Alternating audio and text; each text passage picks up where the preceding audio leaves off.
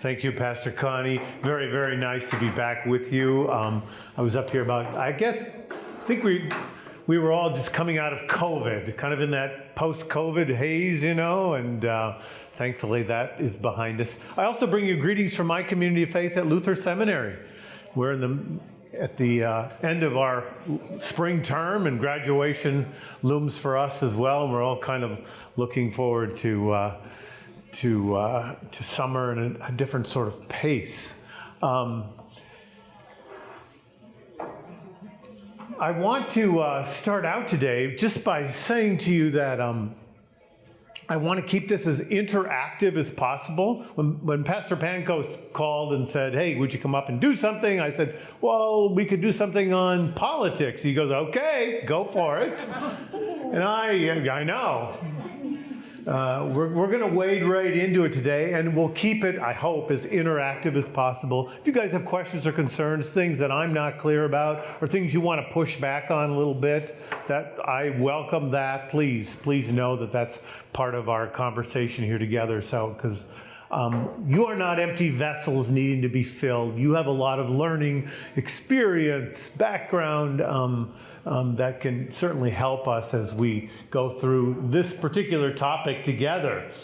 Religion and politics, why we get it wrong, and look at that promise, how to get it right. Well, I think we can get more clarity anyway on this particular topic. Let's see if we can aim for that. I'm not sure if we're going to get it absolutely right. We're going to start out and I know Pastor Pancoast has been doing a lot of work with Luther's catechisms, right, and understanding some background of Luther's theology, which is great, which I really welcome. And so we'll build on that a little bit. Martin Luther, when thinking about, back in the 1500s, when thinking about what it meant to be involved in civil life or to be a citizen, he developed this teaching called two kingdoms. We won't go into it in any great detail, but Luther basically said this: you can't run the world or govern the world by the rules of the gospel.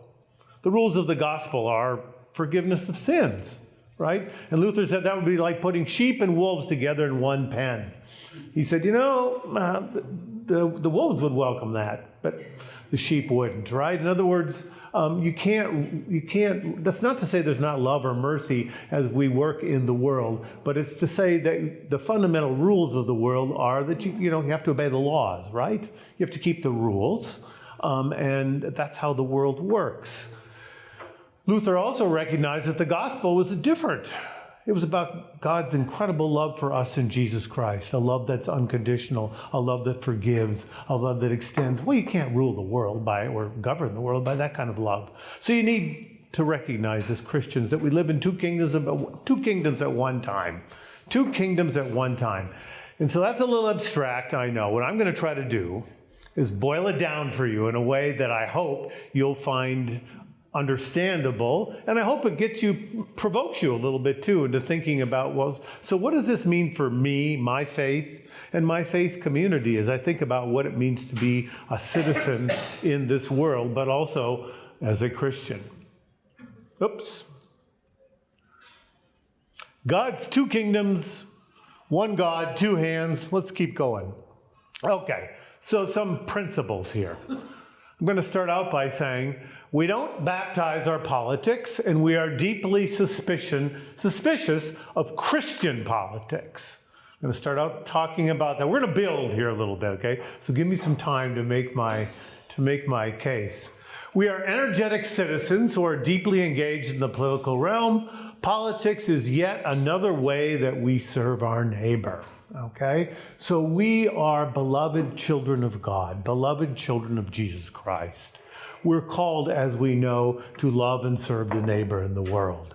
I'm trying to think about what does it mean to love and serve the neighbor, not only individually, but thinking more about in the community.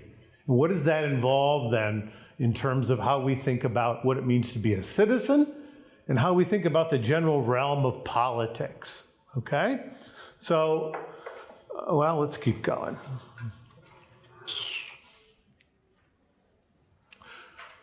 We want to, as we think about our involvement in the world, avoid this. okay?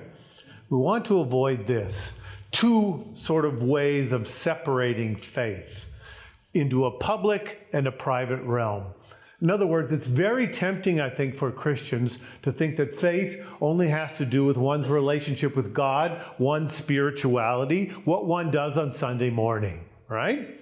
And then the rest of the world takes place Monday to Saturday, politics included. And there's the temptation then, sometimes for Christians, to let politics run off on its own, independently of our faith. All right, so the question is, what's the right relationship between them? I'm going to go back to 1940s in Germany. And I think what happened, sadly, with a lot of Christians, a lot of Lutheran Christians, especially during that time of the Third Reich and Adolf Hitler, was that a lot of Lutheran Christians were taught or believed that faith was simply something private.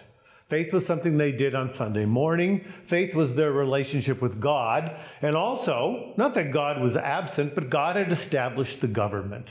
And the government was established by God and therefore was kind of run by God. And you didn't really interfere with it or ask any questions.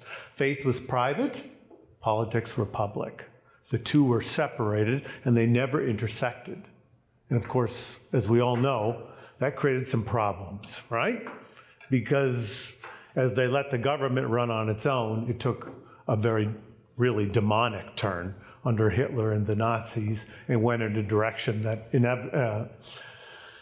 nobody ever wanted. And so there are real problems of separating our faith, making faith private, letting the public realm run on its own. That might not be as big a problem that we have today, but it seems to be a perennial temptation among Lutherans, so I wanted to bring it out, right? So I'm going to give you a lens here to think about what it means to be a person of faith involved in the public realm or the political realm. So I'm going to give you a way of thinking, not only a way of thinking, but maybe a way of seeing. So here's my lens, okay? I'm going to start out. I'm going to give you a little creed. I don't think it's controversial. You can push back, though, if you say, I don't know. Tranvik, where is he going with that one? Here's the creed that I think we could all subscribe to. First and foremost, God is good and God is in charge. And by the way, you are not God, and either am I, right? Right out of the first commandment, I am the Lord your God. You shall have no other gods before me.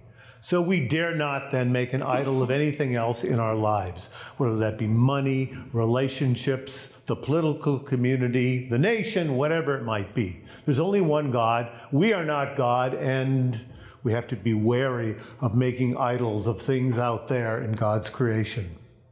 Secondly, creation is good. Of course it is. It's beautiful, it's gorgeous, it's life-giving. We all know that. Creation is good. In the book of Genesis chapter 1, we're told God looks at creation and said that it was good, it was good, it was good. 6 times God says it was good, to underline that.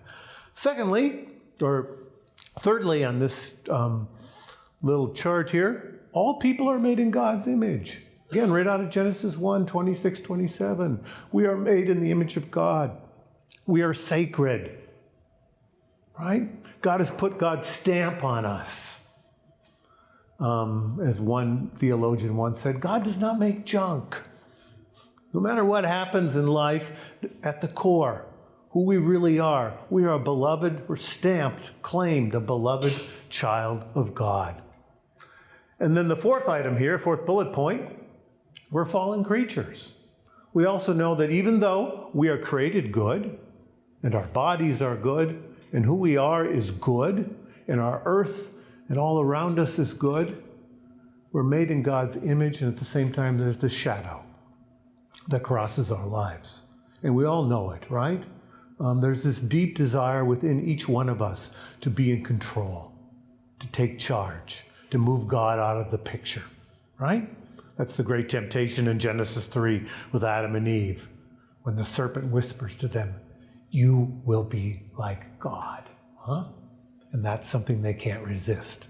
And that then causes what Christians have called the fall, right? So we have to take into account the fact that not only are we created good, not only are we created in God's image, but something's gone wrong as well, right? There's some kind of infection that is set in. That's not supposed to be there. It's a little mysterious, but it runs deep. Okay? Any questions about any of that?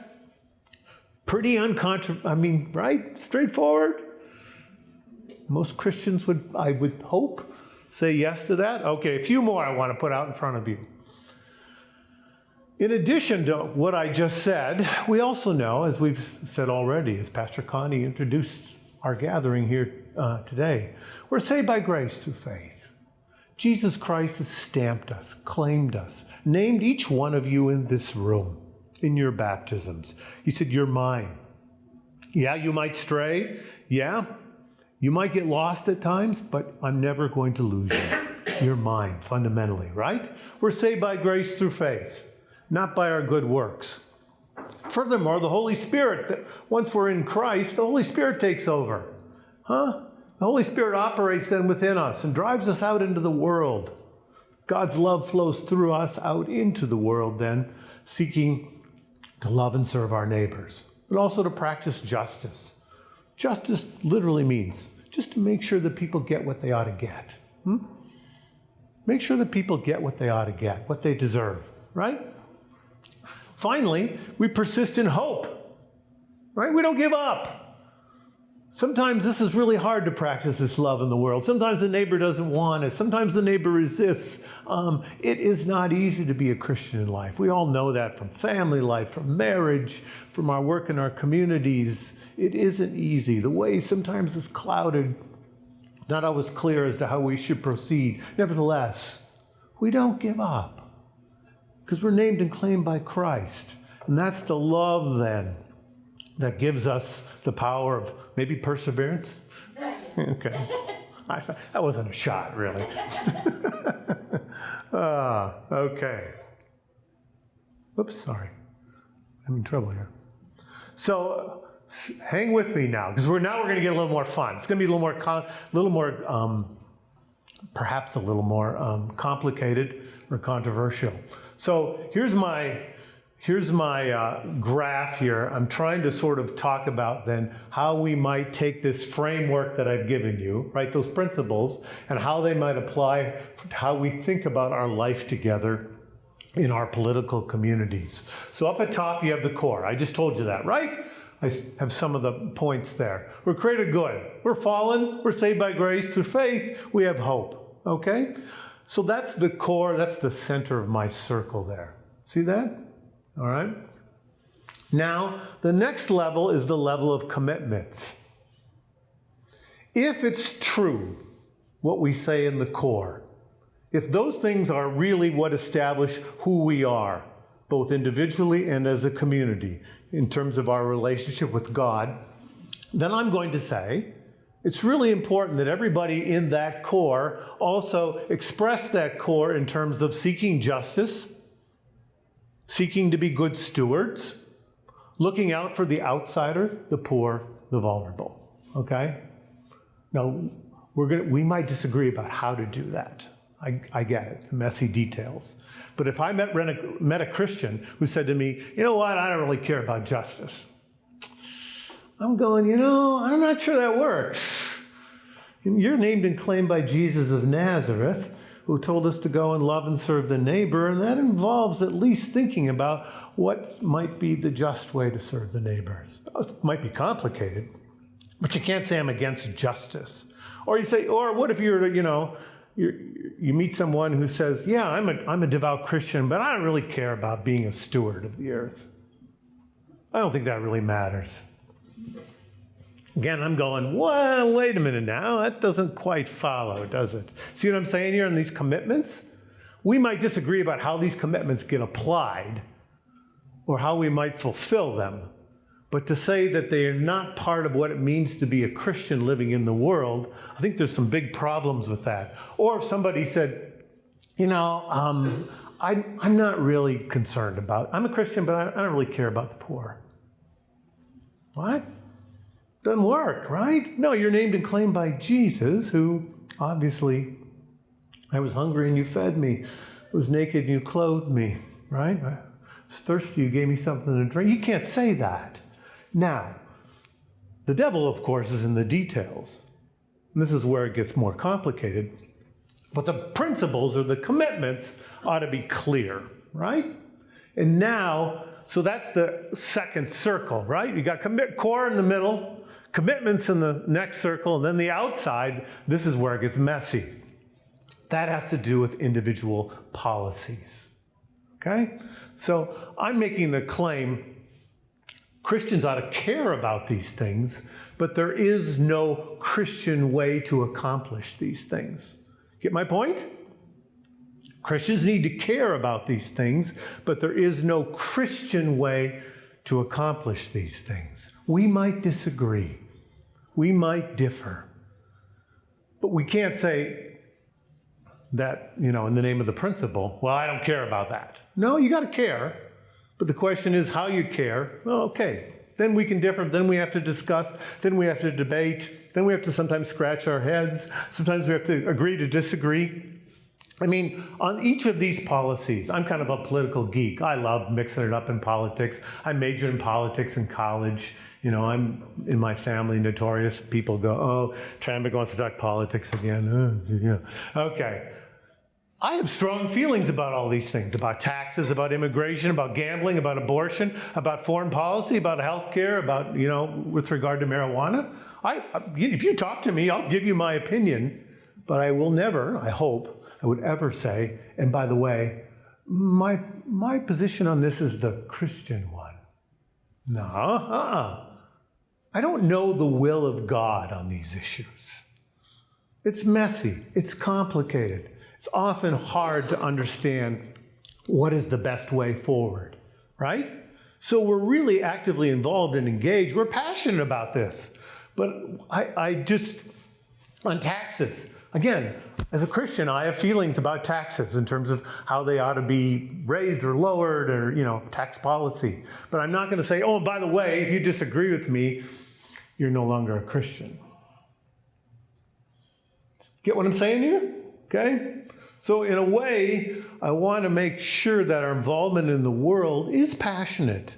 We ought to be involved. We ought to think deeply about these things and be active. At the same time, I'm trying to turn down the temperature a little bit by saying we dare not baptize our positions. Get the distinction? I don't think we should baptize our positions because I just haven't read anywhere in the New Testament where Jesus said something about our present tax policy, right? You can't find it. Can't quote me chapter and verse on that, or on foreign policy, or on healthcare, etc. Okay, so let's unpack this a little more. I'm going to give you some theses for thinking about what it means to be called as a Christian, to be a citizen in the world, and a kind of a framework for thinking about this. Let me go back a second, though. Kind of moving kind of fast here. Let me stop. Questions you folks have.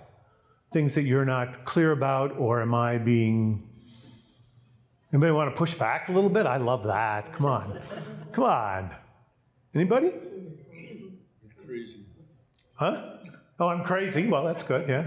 It's a start. Brave, I think. No. Come on. Let's, yeah. As people of faith, we can agree to disagree.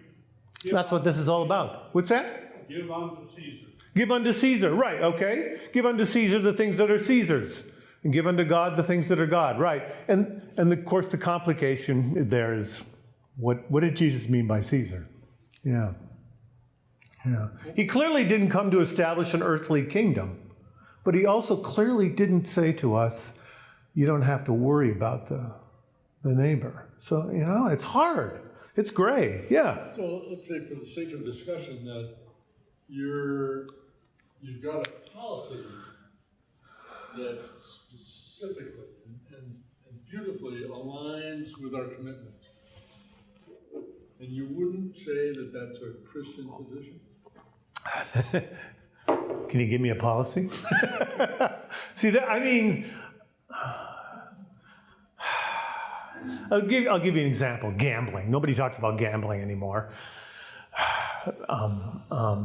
Unfortunately, the Lutheran Church, right, Connie, at one time had some pretty strong statements about gambling, was very involved in raising concerns about gambling, right? And So I make the case, and often I get kind of, people going, oh, here he goes again. But I make the case, I just think gambling is a regressive tax on the poor. It affects poor people in ways that I don't think often gets publicized. Furthermore, it encourages a get-rich-quick scheme, right? It doesn't encourage good stewardship. I think gambling is a scourge, all right? And of course, that's a hard case to make, especially as gambling is really taking over in this state, both at the public realm, and now we're seeing sports gambling, and on and on and on and on. And I've seen victims of that as well. I've seen people who've been deeply affected by this, their work, their families destroyed. Gamblers Anonymous is well populated in this state. People, in other words, struggling with addiction to gambling. So I have really strong feelings that way, right, on that policy. Would I go to the point of saying, though, oh, and by the way, it's God's will that the state of Minnesota have no gambling whatsoever? No, I get pushback. Well, people say gambling does help our education system. Gambling goes to an environmental fund. The gambling money. I mean, there are public goods that are advanced here. Is it really the case that gambling is simply wrong and bad and horrible and awful, as you're saying, Tranvik? Or isn't it a little more ambiguous than that? And of course it is. So, right? I would not say. So I would be very reluctant, as passionate as I am about the gambling issue, I would be very reluctant to say, oh yeah, by the way, my view on this one is God's will. I don't know. It's more complicated. It's gray. I'm not sure. Pushback. Come on. Immigration. Oh, you want me to take another issue? Go right down the list. No, I'm sorry. No. That's good. These are specific statements about the stranger, about the Yeah. And then Israel, the alien in your midst. Welcome the alien. Yeah.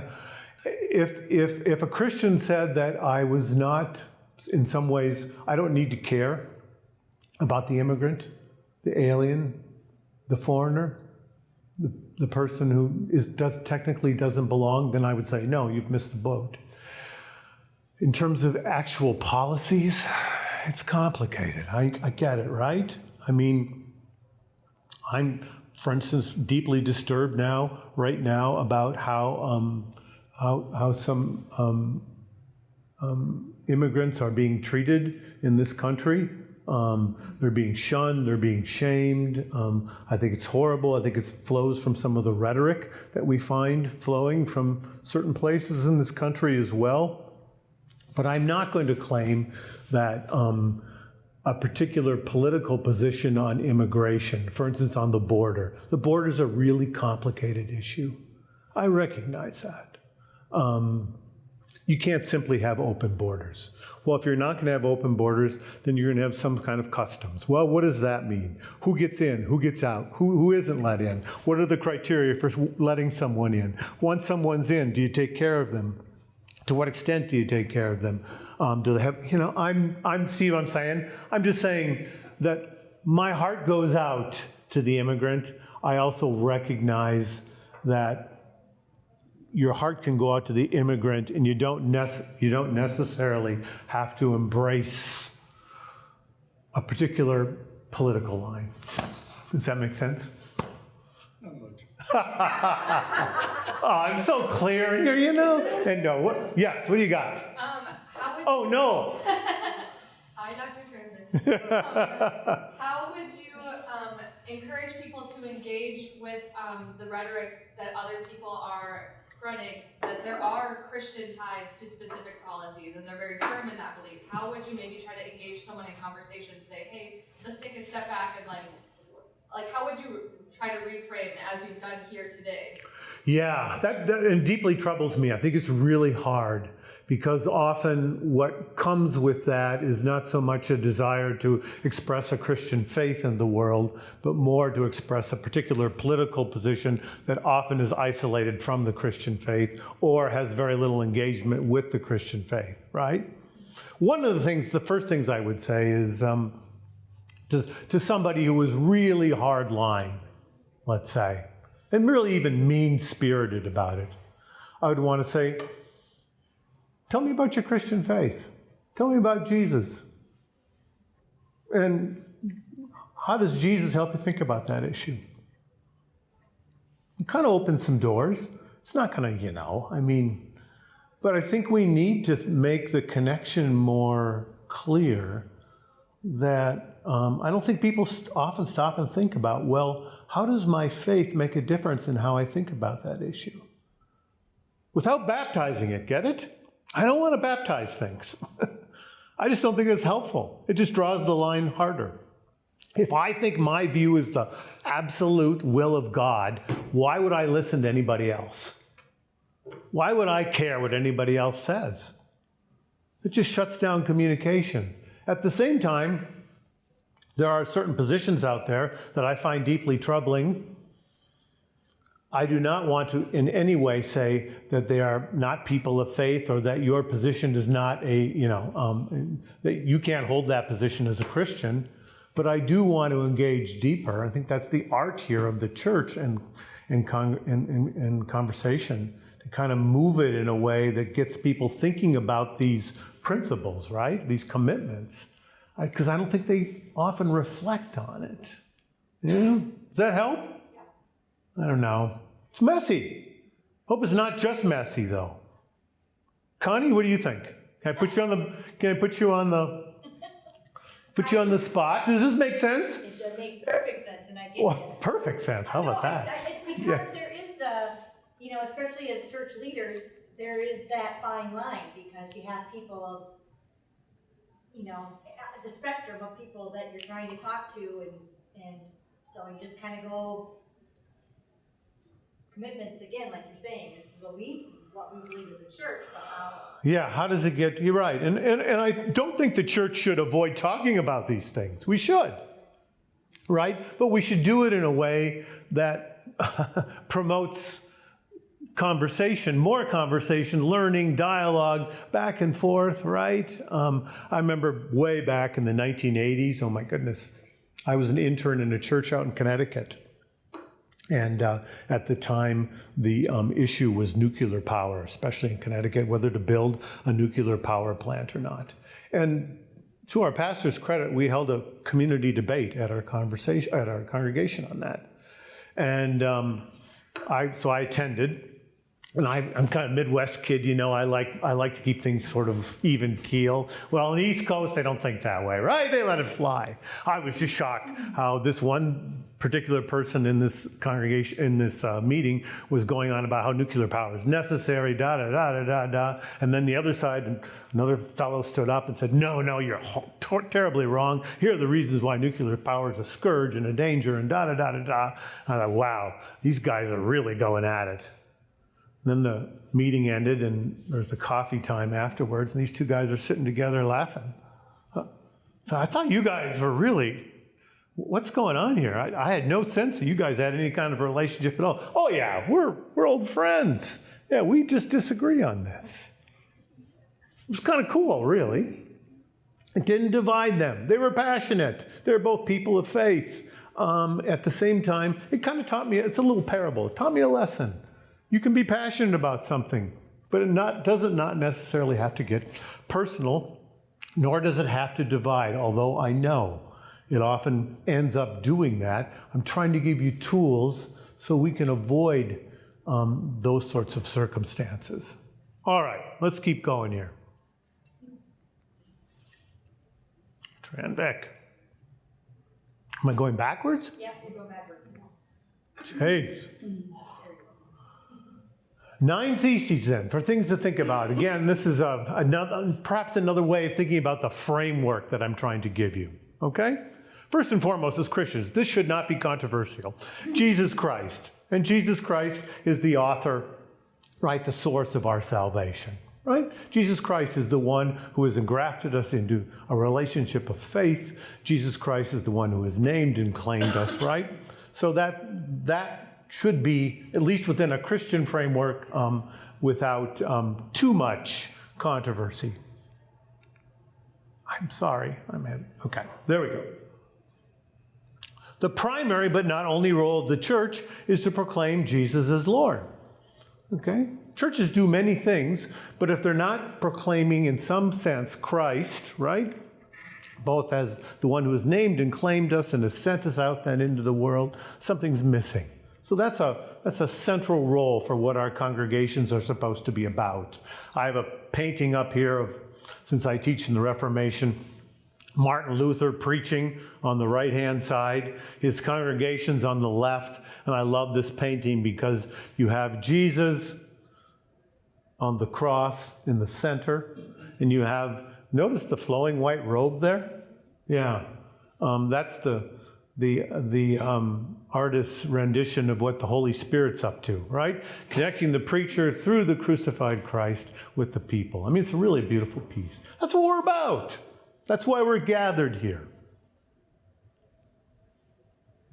Our calling as citizens is to serve the well-being of the community, okay? So churches, other groups, we do other things besides, dwell on our core. Our calling as citizens, then, includes both formal politics and voluntary associations. Politics is not a dirty word. I'm advocating here that politics is a phrase or a term that we use to think about our involvement in the world. It's political. It's a way to see that justice is done in the community. It's how we love our neighbor in a larger context. Our involvement in this realm is crucial for the political order and for the neighbor to flourish, okay? So politics is another way in which we express our love for our neighbor in a more corporate or communal kind of setting. Some ways in which we exercise our calling as citizens. And also, by the way, we should pray for those in public office. I really think it's really important for congregations to name Republican, Democrat, conservative, liberal, progressive, whatever. Whoever is in that office needs our prayers. It also lets our people know around us that the political realm is important. It matters. Okay? Yeah, I think that's really important to pray for your people, both local and regional and national, absolutely, and international. Those people need to be in our prayers. Doesn't mean we bless everything they're doing, but we respect the integrity of the office. It's impossible not to mix faith and politics. When they get divorced, they've already said this to you, right? Disastrous consequences can occur. I have here Dietrich Bonhoeffer, who was murdered by the Nazis in World War II. Silence in the face of evil is itself evil. God will not hold us guiltless. Not to speak is to speak. Not to act is to act. Whatever the involvement might be, it might be praying, it might be just something on the local level, or it might be more dramatic and some sort of involvement in electoral politics. Whatever it might be, we need to recognize our need to be involved. That Sunday and Monday connect. That faith is not simply a private thing and the political realm is something else. No. Deeply connected, right? Another way to serve and love our neighbor. Trying to follow out here the command of Jesus. In general, then, as I've been saying, there's no Christian position, though, in politics. We care deeply, and again, I'll say it again, we don't baptize our politics, right? So, give you some examples here. What would a Christian foreign policy look like? I don't know. I have some really strong feelings about how we ought to conduct our foreign policy, right? But I'm not going to say, oh, yeah, by the way, what I'm saying is the will of God. No, sorry, can't go there. What is the Christian position on the war between Russia and Ukraine? I mean, I think that's horrible, but how do you end it? What is the will of God here? The will of God is peace, obviously, but having said that, that gets complicated then, right? What is the Christian position on healthcare? What's the Christian... I could go on and on and on, but do you kind of get the sense what I'm saying? I don't like that adjective Christian in front of political positions. I think it leads to self-righteousness and shuts down conversation. I don't like that. I don't like when we go there. And I think there are unholy politics on both the right and the left, where we tend to baptize our views and making politics our religion. In other words, we move to the core where it doesn't belong. We take our political positions and we make them central. You saw the graph earlier, back to that, right? On the right, there's some unholy politics practiced. Franklin Graham said Trump won by the hand of God. Okay, got to be careful there. Once you baptize a particular candidate and say they're God's candidate, I think that's really dangerous. You can vote for Trump, that's fine, whatever. But if you say Trump's there by the, I worry that crosses a line, because what happens when it comes time to critique the presidency? Do you have the tools to do that? As a Christian, you might have to call that into question. But when you baptize a particular candidate that way, I'm afraid that can't happen. The plague of Christian nationalism. That's another problem in this country, where we've taken the nation and making it God. I love this nation dearly. I am a patriot. My dad fought at Guadalcanal. My uncle fought at the Battle of the Bulge. I mean, my goodness, I've heard these stories. I'm deeply, deeply involved, proud of my nation. But my nation isn't God. Get it? It's not God. Huh? It's under God, if you will, as we sometimes say. But it's not God. And when you make your nation God, and you identify your nation with God, it becomes pretty hard to make any kind of substantive criticism of that nation when it goes wrong. So I worry that this kind of, like I say, identifying God and the policies of the nation, or identifying the nation as somehow having a special mission from God, that kind of language makes me nervous. On the left, when I used to teach at a former institution, I had a colleague who said Jesus is a progressive. I mean, come on. So if I'm not a progressive, then I don't follow Jesus? Or if I don't follow a particular progressive policy or liberal policy, then I'm not following Jesus? Sorry, no. That crosses a line. That's wrong. That's wrong. The people on the left are less likely to obviously cross this line and identify a particular candidate or policy with a particular faith. However, it is true that that's often the case. The people on the left hold their positions so dearly that you can sense that it's almost more than politics. It's almost like a religion. So it happens. It happens that way as well, unfortunately. I have a story from way back. One more story from the 1980s, way back.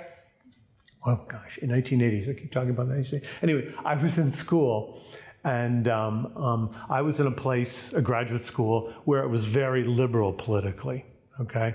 And this was back in the election of Jimmy Carter and Ronald Reagan. You guys remember Jimmy Carter? Somewhat, right? Okay, Reagan was the conservative Republican, Carter was the Democrat. Anyway, when I was at the school, I was astonished that the faculty was almost uniformly for Carter and very liberal politically. And, there's nothing wrong with that, but I thought, is there anybody, on this? I wish there was more conversation, more back and forth, more give and take. I think that would have been important and a good way to role model one's calling as a citizen for the students. I didn't get much of it. Anyway, so I'm curious about this. Is there anybody in this faculty of about 40 people who's voting for Ronald Reagan? And so I went to the professor of ethics. And I said, so Professor Gunneman, can you please tell me, is there anybody in this faculty who kind of leans a little to the right at all? And I swear to God, he's a nice man. He looks at me very wide-eyed. He gets up, closes the door so we can keep the conversation private. And he has me lean over on his desk and he says, well, I think Professor so-and-so down the hall is going to vote for Reagan, but he doesn't want anybody to know. I mean, groupthink had set in there too, right? That wasn't healthy. That wasn't a good conversation. That's not what I'm talking about either. The right practices it in a way that is troubling. It's very public. The left, Yeah, it can happen as well. So let's recognize both sides can do that, right? 6, in our calling as citizens, we are under obligation to call attention to the plight of the poor, the needy, the vulnerable, the neglected. I won't get into the common chest. I don't think we have time. But point being, right, the one who has named and claimed us, Jesus of Nazareth, crossed lines, folks. Should make us uncomfortable. He looked out for the poor, the neglected, the forsaken, the forgotten, the people nobody wanted anything to do with. Where did he go? That's where he went. There's a spirit there then that ought to inform how we think about our life with other people and where we're called to be. He went to the hard places, okay? So as we think about our life in the world, interpersonally, communally, in the political realm, I'm sorry. The one who called us, he stirred things up. Didn't make it easy. It's just there. We all know it. So I'd say we're freed in Christ to ask some hard questions. Notice, I'm not trying to say that there's a right or wrong here in the sense of God has ordained one side and not the other, but I think we are freed in Christ to make sure that the vulnerable, the forsaken, the forgotten get accounted for. So I often think that we should, instead of answering the questions, we should question the answers. And we should ask some hard questions as people of faith. And the thing that happens when you ask questions is that I hope you get people thinking more. Yes, these questions are kind of leaning in one way, but I want people to think more about the implications of their faith for the political life. So what are some hard questions that I would ask? What about the poor, the orphan, and the widow? How are we doing there? What about the hundreds of thousands in our prisons, far more percentage-wise than any other democracy, even China? That's troubling. What are we doing there? We ought to think about that. What about those in the dawn, in the twilight of life? How are they being cared for? How are we doing there? How are our kids doing? How are our seniors doing? How are the elderly doing? Why are so many of our young people dying of suicide? It's a horrible plague in this culture. We don't like to talk about it. It's such a shaming thing, I get it. But it's true. Why is our rate of death by guns 6 times that of Canada? I'm not taking a position on gun control. I'm just saying that's a troubling statistic if you care about your body politic. What about the social costs? I'm not back on gambling again. What about the social costs of gambling? What does it do to families? How does it contribute to kids? So I think we are free to ask these hard questions. We ought to squirm a little bit. They ought to make, the Christian faith shouldn't be a soft ride. Again, the one who calls us, the one whose remarkable love, radical love, has engrafted you and me into his family. That same love has implications for how we think about our life together. Oops, going the wrong way again. An important form of Christian witness is the practice of works of mercy. Jesus in Matthew 25, I've already referenced this, right? I was hungry, you gave me food. Thirsty, you gave me drink. Stranger, you took me in. Naked, you clothed me. Sick, you visited me. In prison, you came to me. And the reason I bring this up is that sometimes our life politically can seem really abstract, and we serve at a distance. And I think what Jesus is saying here, make sure that we have bodily contact with people. It's important. It makes a difference. We all know this, right? Writing a check to the food shelf is one thing and important. But going down and serving at the food shelf and seeing the people who need the help, that does something. At least it does something to me when I do that, right? So in other words, this personal, kind of tangible, bodily connection that Jesus is talking about, it should also inform how we think about our life of faith in the world as well. Anybody recognize this painting? Any art wonks out there? It's Vincent van Gogh. And Vincent van Gogh, of course, often painted biblical scenes. And this is his rendering of the Good Samaritan. And I really like it because the Good Samaritan, of course, is the guy with the halo. And he's taken the one that everybody else has passed by, who might be diseased, who might be unclean. And what Van Gogh has done is he's almost made the two into one, hasn't he? It's a beautiful painting. Anyway, it's a nice rendition, I think, of what Jesus is talking about in Matthew 25. In our callings as citizens, we see our faith communities as places of moral deliberation. I would like to think that a place like this is where you can have discussions, and maybe you do, about matters political, right? Where you come together, maybe formally or informally, and you have, let's talk about this. Let's figure this out. Let's learn more about this. I mean, ideally, churches ought to be places where that happens, right? Called to care about our community. And then finally, whenever a political order claims to be absolute, people of faith must resist, even to the point of death. So I've talked about this in terms of, yes, we dare not baptize our politics. However, and that's true, there may be cases, and who knows, we've been spared this in this country for a while now, but there may be cases where a political order actually becomes demonic. In other words, it becomes so dark that we can absolutely say that is against the will of God, right? Or as Bonhoeffer said, the Lutheran martyr back in the World War II, he said, if you're a Nazi, you're going to hell. Okay? Well, yeah. So there are cases where those kinds of statements might be made. Hitler considered himself a god. No doubt he saw himself as led by the hand of providence. He was beyond challenge. And therefore, he had very realistically supplanted any understanding of the Christian God. Okay? So if that happens, I'm sorry, then we're called to resist. I don't know what that looks like necessarily, but cost Bonhoeffer his life.